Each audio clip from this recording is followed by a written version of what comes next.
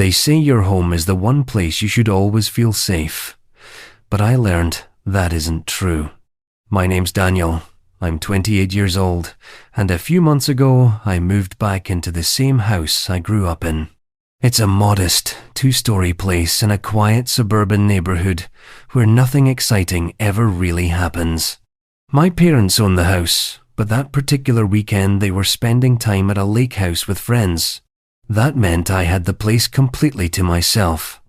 At first, it felt kind of nice, just me, a fridge stocked with food, and no one to bother me. The silence was almost comforting after long days at work. I remember thinking to myself, this is going to be a peaceful weekend. But I couldn't have been more wrong. My bedroom was upstairs, at the end of the hallway. Right outside my door was a small square opening in the ceiling that led to the attic. It had always been there, but I never paid much attention to it growing up. The house itself was old, and it made the usual creaks and groans, especially at night. I'd learned to tune them out a long time ago, but ever since moving back in, I'd started noticing little things that didn't add up. A glass I swore I left in the sink would be sitting on the counter. Leftovers in the fridge would disappear, even though I lived alone most nights. Once or twice I came home to find a window cracked open, even though I was sure I had locked it. I chalked it all up to being tired, maybe forgetful, maybe careless. Still, deep down, something about it never felt right. It was like the house wasn't really mine anymore. That Friday night started off ordinary enough. I had ordered some takeout, curled up on the couch, and was flipping through channels until I landed on some mindless television to help me unwind. The house was quiet. The kind of quiet you only notice when you're completely alone. Then, sometime after 10, I heard it. Faint footsteps above me. Slow, dragging, almost like someone was pacing back and forth in the attic. At first, I brushed it off. This house always made noises at night. Wood expanding, pipes rattling. It had to be that.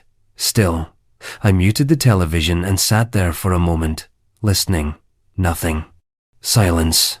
I shook it off and went to grab another drink from the kitchen. That's when I noticed the cabinet door wide open and crumbs scattered across the counter like someone had been digging for food. My stomach sank, but I told myself maybe I'd left it open earlier without thinking. Even so, when I finally went upstairs, I locked every single door and checked them twice before going to bed. Sometime past midnight, a loud thud snapped me awake. It came from directly above my ceiling, so sharp it made the lamp on my nightstand rattle. At first, I thought maybe something had fallen over in the attic, but then I heard it again. Slow, deliberate movement. Heavy. Too heavy for an animal. I lay frozen in bed, my heart pounding so hard it felt like it might echo through the whole house. My mind raced through excuses, pipes, wind, maybe even a raccoon. But deep down, I knew better. That sound was footsteps. I forced myself to get up, and that's when I noticed it. The attic door in the hallway was cracked open, hanging just slightly out of place. I knew I had seen it shut earlier that night. My throat went dry, and every instinct screamed at me to run, to call the cops, but I just stood there, staring at that small black gap above me, certain something was up there. I grabbed the old baseball bat from my closet, gripping it so tight my knuckles turned white. My legs felt like lead as I stepped into the hallway, each creak of the floorboards sounding deafening in the silence. The air felt heavier, colder, like the house itself was holding its breath. I inched closer to the attic door, my pulse racing, sweat sliding down my back. The silence was suffocating, until I heard it. Faint, ragged breathing. Not mine, not the house. Someone else's. It was coming from the attic. My chest tightened, and the thought slammed into me. Someone was up there watching me. Every shadow seemed alive, stretching across the walls as I crept forward. I grabbed the stool from the hallway corner, dragging it beneath the opening. My hands shook as I flicked on my flashlight. One hand holding the light, the other clutching the bat, I climbed the stool step by step. My heart pounded in my ears. I raised the flashlight toward the crack in the attic door, knowing whatever was waiting up there was about to reveal itself. The beam of my flashlight cut through the darkness, and that's when I saw him. A man, gaunt, filthy, crouched in the far corner of the attic. His hair hung in greasy strands around his face, his skin pale like he hadn't seen sunlight in weeks. But it was his eyes that froze me, wide, unblinking, locked straight on me, as if he'd been waiting for this moment. Before I could even process what I was seeing, he lunged. A blur of limbs and guttural noise, he came crashing toward me. Instinct took over. I swung the bat as hard as I could, the crack echoing in the cramped space. He stumbled but didn't stop. The attic exploded into chaos, boxes toppling, wood groaning under our weight. He was stronger than I expected. He grabbed at the bat, yanking it from my hands, forcing me backward. I screamed, stumbling off the stool, crashing hard onto the hallway floor below. My vision spun as he loomed over me, wild and frantic. And then, cutting through the madness, came the faint wail of sirens in the distance, growing closer with every second. When the police finally stormed inside, the man was gone, but what they found in the attic made my blood run cold. There were piles of food wrappers, empty water bottles, and even a filthy sleeping bag shoved into the corner. He hadn't just broken in that night. He had been living above us for weeks. The officers showed me something I'll never forget, a small crack in the attic floorboards directly above my room. From that spot, he could see straight down into my bedroom. The thought made my skin crawl. Every night I'd slept there, every moment I thought I was alone, he had been watching. I don't live in that house anymore, but the memory never leaves me. Home is supposed to be safe. After that night, I've never truly felt safe anywhere again.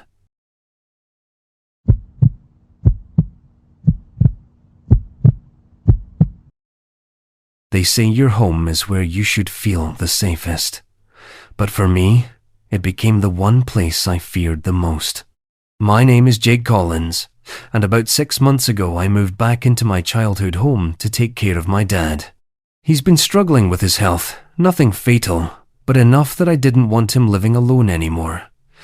The house itself is tucked away at the end of a quiet street, the same house I grew up in. At first, stepping back inside felt strange. The familiar smell of old wood, the way the floorboards groaned under my weight, even the faint draft that always slipped through the windows, all of it carried memories I hadn't thought about in years. But at night, the nostalgia turned uneasy. The creaks were louder, the shadows longer, and suddenly, the walls that once felt protective seemed thinner, fragile, like they couldn't keep anything out. Most nights followed the same routine. My dad would fall asleep early in the hospital bed we set up in the back room, and I'd sit in the living room trying to unwind. The house would go completely silent, except for the faint hum of the refrigerator and the old clock ticking on the wall. But silence in that house never felt peaceful. Every now and then, the back door would click shut, even though I knew I hadn't touched it. The porch light outside would flicker, sometimes for minutes at a time, bathing the window in an eerie strobe that made the shadows shift. Once, I could have sworn I heard footsteps in the hallway, but when I got up to check, nothing was there. I told myself it was just stress, that I was overtired. Still, every time it happened, my stomach tightened like my body knew something my mind didn't want to accept. It was just after 10 that night when my phone rang. At first, I didn't think much of it, but when I glanced at the screen, I froze. The call was coming from my own home number. I hesitated before answering, and a woman's voice came through, calm, professional. She said she was calling from the local precinct. According to her, my dad had collapsed and an ambulance was already on its way to the hospital. The details she gave me sent a chill through my body. She knew my father's full name, his medical condition, even mentioned the bed in the back room where he sleeps. She spoke with such certainty, I didn't question her for a second. I dropped everything and bolted out the front door, forgetting to lock it behind me. My keys rattled in my shaking hands as I jumped into the car. The streets were eerily empty, every red light dragging on like it was mocking me. My heart pounded harder with each block I passed, panic clawing at me, whispering that I might already be too late. When I finally burst through the hospital doors, I ran straight to the reception desk, barely able to catch my breath. I gave them my dad's name, explained I'd gotten a call about him being brought in. The receptionist typed for a moment, then looked back at me with confusion. There was no record of him being admitted, no ambulance, no call, nothing. My voice cracked as I insisted there had to be a mistake. I repeated the details, every word the woman on the phone had told me. But the receptionist just shook her head and gently suggested I call my father directly, just to make sure. Hands trembling, I stepped outside and dialed the home number. After 2 rings, my dad's tired voice answered. "Jake? What's going on?" I was sleeping. That's when the weight of it hit me like a gut punch. The call wasn't real. It was bait. Someone wanted me out of the house. I don't even remember most of the drive back, just the way the dark streets blurred past as I pushed the gas harder than I should have. My stomach was in knots, and every horrible scenario played through my head. When I finally pulled into the driveway, the front door looked exactly as I'd left it. Locked. Untouched. For a brief second, I thought maybe I was overreacting. But the moment I stepped inside, the air shifted. The living room was torn apart, cushions slashed, drawers dumped out, shelves bare. My heart dropped when I saw what was missing. Old family photo albums were gone. Dad's military medals, the ones he kept in a wooden case, taken. My grandmother's jewelry box, emptied. What made my skin crawl was what they left behind. The television, the laptop, even the cash in the desk drawer. They didn't want money. They wanted pieces of us. This wasn't just theft. It was personal. My hands shook as I dialed 911. My voice breaking as I explained what had happened. The dispatcher promised to send someone right away, and within minutes, a patrol car pulled up. I let the officer inside, trying to steady my breathing as I recounted every detail, the call, the hospital, the missing items. As I spoke, my eyes drifted toward the hallway mirror across from the desk. For a split second, I saw something move, like a figure slipping past in the reflection. My chest tightened. Then, as I turned back, the officer's face seemed wrong, blurred, distorted, like I wasn't looking at a person at all. A cold realization sank in. I hadn't been alone since I came home. Someone had been watching me, listening. Before I could react, a dark shape lunged from the shadows behind me. My heart stopped. Dad? A stranger? I'll never know. Everything went black. When I opened my eyes again, I was in my bedroom. Everything was quiet. Too quiet. My dad's soft snoring drifted faintly from the back room, steady and calm, like nothing had ever happened. The house looked untouched, as if the chaos downstairs had been a bad dream. The invader was gone. Or maybe they were never really here at all. I reached for my phone on the nightstand, my hand still trembling. One new message lit up the screen. It read, "You're not safe. Welcome home." My throat went dry. I turned slowly toward the photo frame beside the lamp. The glass was intact, but the picture inside wasn't whole anymore. My own face had been cut clean out. That's when I understood. Sometimes they don't need to break down your door or even stand in your room to terrify you. Sometimes They only need to haunt your every breath.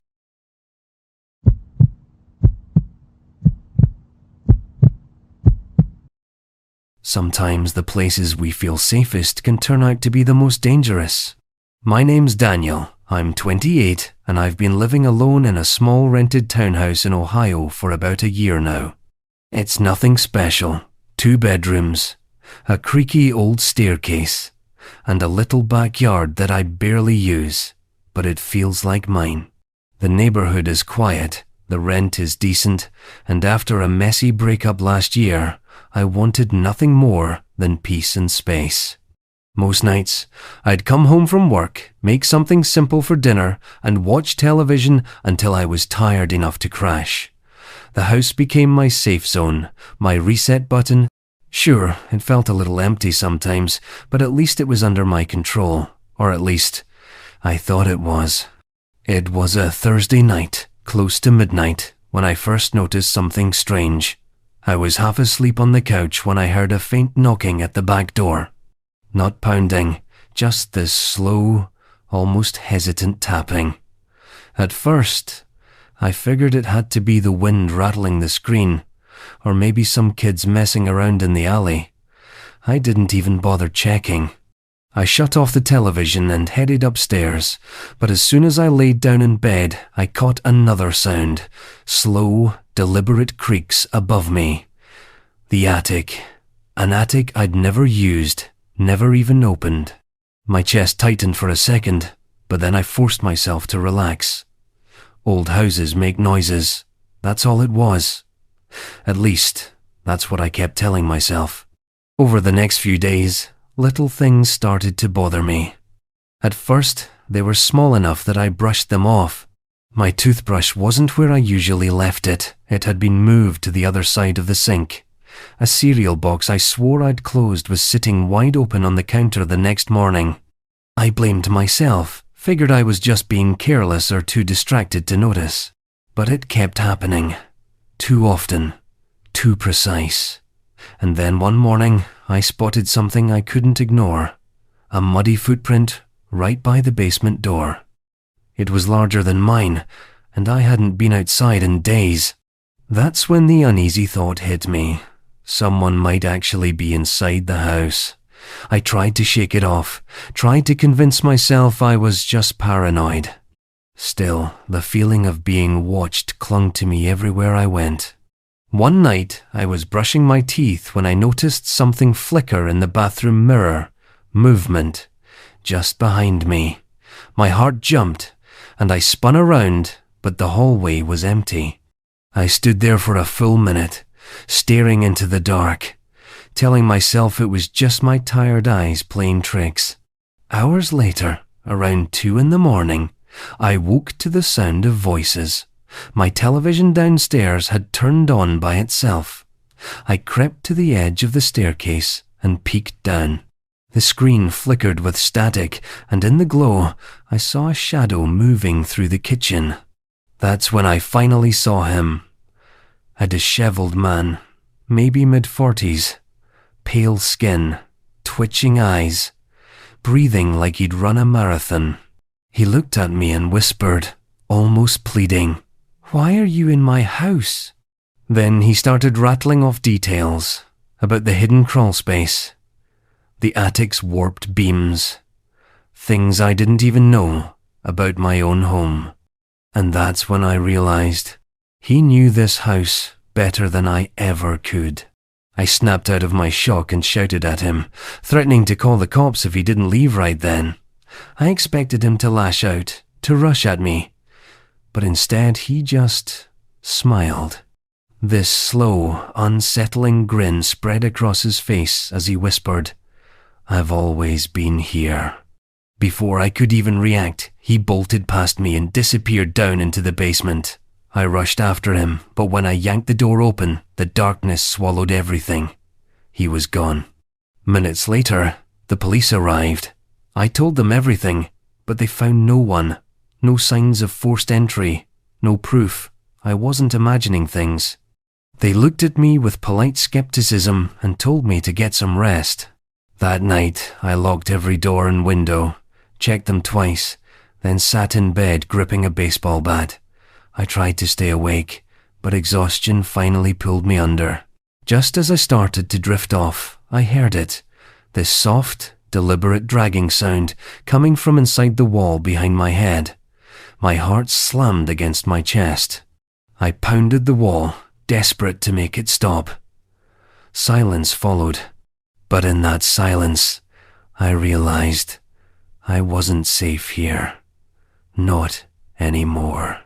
A few days later, my landlord came by to check on some leaking pipes in the basement.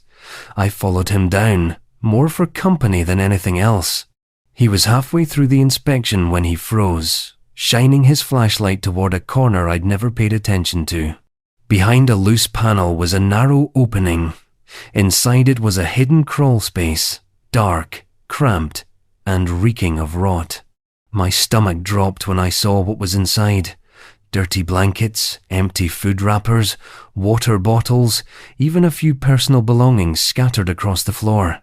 That wasn't the worst part. Among the junk were photographs, dozens of them, all of me, sleeping in my bed, sitting on the couch, cooking in the kitchen. They were recent, detailed, impossibly close. I could barely breathe as police confirmed the crawl space stretched through the entire house. Whoever that man was, he had been slipping through hidden passages, watching me night after night. He wasn't breaking in at all. He was already inside, living in the walls. I moved out that same week. I didn't care about breaking the lease, didn't care about the money. I just needed to get away from that house and whatever had been living inside of it. My new apartment was smaller, but it felt safer, or at least I told myself it did. Still, the paranoia never left me. Every creak in the floorboards, every shadow at night, I swore someone was there, watching, waiting. A few weeks later, while unpacking the last of my boxes, I found something that froze me cold. Tucked between folded clothes was a photograph. It was me, lying in bed, back at the old townhouse, sound asleep. The photo was crisp, recent, taken from just a few feet away. The problem was, I never packed that photo. I sat there holding it, hands shaking, mind racing. If he could live in my walls once, what's stopping him from finding me again? And ever since that day, no matter where I go, I can't shake the feeling that maybe he already has.